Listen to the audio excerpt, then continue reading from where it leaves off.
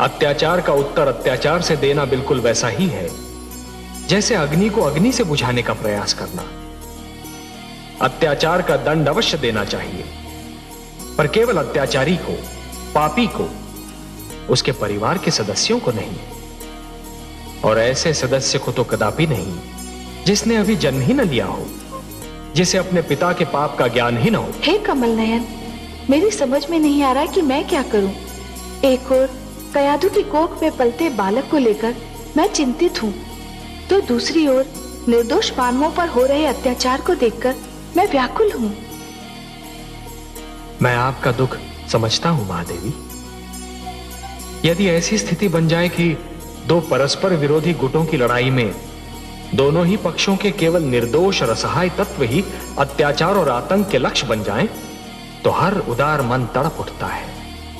हे महादेवी, जिस प्रकार दीपक जिस अंधकार को मिटाता है, वो अंधकार उसी के नीचे जा छुपता है, उसी प्रकार कभी कभी सत्य को असत्य के नीचे और पुण्य को पाप के नीचे ही शरण मिलती है। एक पापी सत्य को संसार से मिटाने की धुन में यह भूल जाता है कि सत्य तो वहां भी पल सकता है जहां कभी उसने सोचा ही न था। महादेवी, मैं समस्त संसार को यह बताना चाहता हूं कि कोई भी व्यक्ति जन्म से सुर या असुर नहीं होता। उसे सुर या असुर बनाते हैं उसके कर्म, उसका चरित्र और उसकी प्रवृत्ति। हे महादेवी, जिस प्रकार वृक्ष पर उगने वाले पुष्प और फल आवश्यक नहीं कि उसी रंग के हों जिस रंग का वृक्ष है, उसी प्रकार आवश्यक नहीं कि हर पुत्र कर्मों में, चरित्र में और प्रवृत्ति में अपने पिता के समान हो। यदि कोई सुर का पुत्र दुष्कर्म करेगा तो असुर कहलाएगा, और यदि कोई असुर पुत्र चरित्रवान होगा तो सुर कहलाएगा। परंतु हे सर्वेश्वर, क्या अच्छा न होता कि हिरण्यकश्यपु का पुत्र किसी देव पुरुष के घर में जन्म लेता? हाँ, तब तो ये एक साधारण घटना बन जाती ना महादेवी। ये कहानी इतनी रुचिकर न बन पाती। एक अच्छा कथाकार अपनी कहानी में ऐसे तत्व लाता है, ऐसे मोड़ लाता है जो असाधारण हो, जो असंभव लगते हो, जिनके विषय में पहले कभी किसी ने सोचा ही ना हो। तभी तो एक अनुपम कथा जन्म लेती है ना। देखा आपने महादेवी, देखा विधि का न्याय। आह्लाद ने प्रहलाद को मारने के लिए सर्प को शस्त्र बनाया था, परंतु वह स्वयं मृत्यु के घर जा पहुंचा। षड्यंत्र कभी नहीं फलता महादेवी, षड्यंत्र कभी नहीं फलता। सिंहिका ने अहंकार को षड्यंत्र का एक अंग बना लिया था, और स्वयं आह्लाद उस षड्यंत्र का लक्ष्य बन गया। हाँ कमल नयन, आह्लाद पुत्र प्रहलाद का भाई था, सगा भाई। परंतु कितने आश्चर्य की बात है कि एक ही माता की कोख से जन्मे दो पुत्रों के संस्कारों में इतना अंतर था। महादेवी, एक ही डाली पर खिले दो पुष्पों में से एक को स्थान मिलता है देवता के चरणों में, तो दूसरे को अर्थी पर। एक ही मेघ की गोद से निकली दो बूंदें, एक मोती बन जाती है तो दूसरी अंगारे पर गिरकर भस्म हो जाती है। यह सब फल होता है इस सत्य का कि किसे कैसी संगत मिलती है। प्रहलाद को देवर्षि नारद की संगत मिली तो वो कुंदन बन गया, और आह्लाद को सिंहिका और विप्रचित्ती की संगत मिली तो वो धूल में मिल गया। आप सत्य कहते हैं सर्वेश्वर। संतान का चरित्र निर्माण बाल्यावस्था में ही होता है।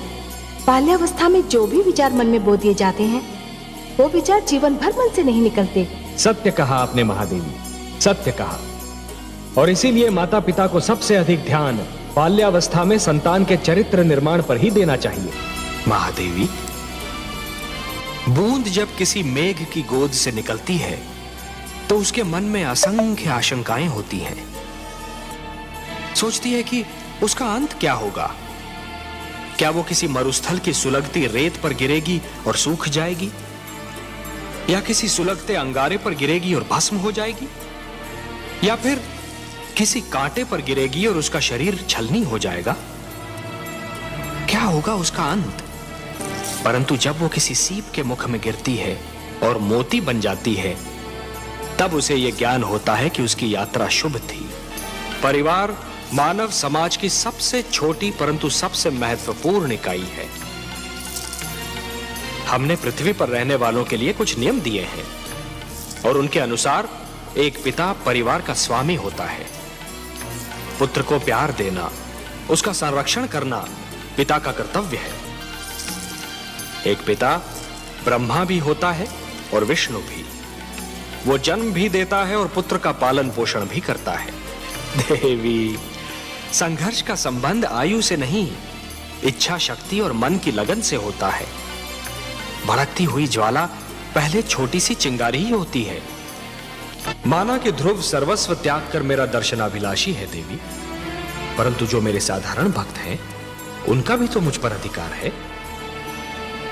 आप तो जानती हैं देवी कि जो भी सच्चे मन से मुझे पुकारे, मैं उसी का हो जाता हूं। तो फिर यह कैसे संभव है देवी कि मैं अपने असंख्य भक्तों को भूलकर केवल एक बालक को कृतार्थ करूं? देवी, सूर्य अपना प्रकाश बांटते समय राजा के महल और दीन की कुटिया में अंतर नहीं करता।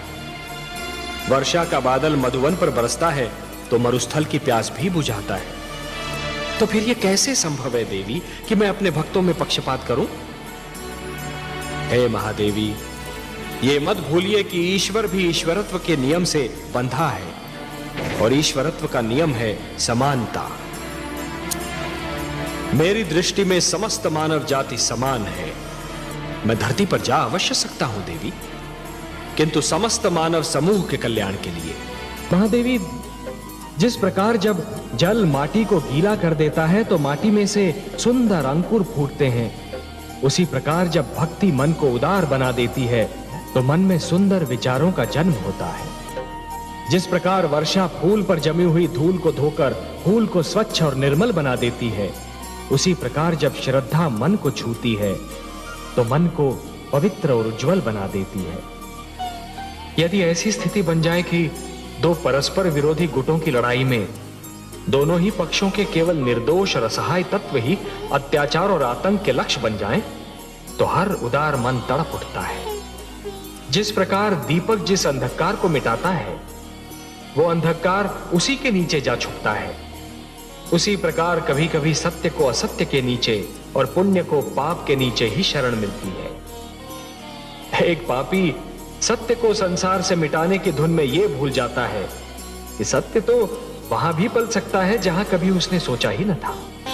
जिस प्रकार चरित्र की हानि धन की हानि से अधिक बड़ी दुर्घटना होती है, उसी प्रकार देवत्व का अपमान देवताओं के अपमान से अधिक बड़ी दुर्घटना है। महादेवी, दो पक्षों में संधि का टूटना एक श्रृंखला के टूटने के समान होता है। एक कड़ी टूट जाती है तो कड़ी पर कड़ी टूटने लगती है। महादेवी, मोती जिस डोर में पिरोए हुए होते हैं, यदि वो डोर ही टूट जाए तो सारे के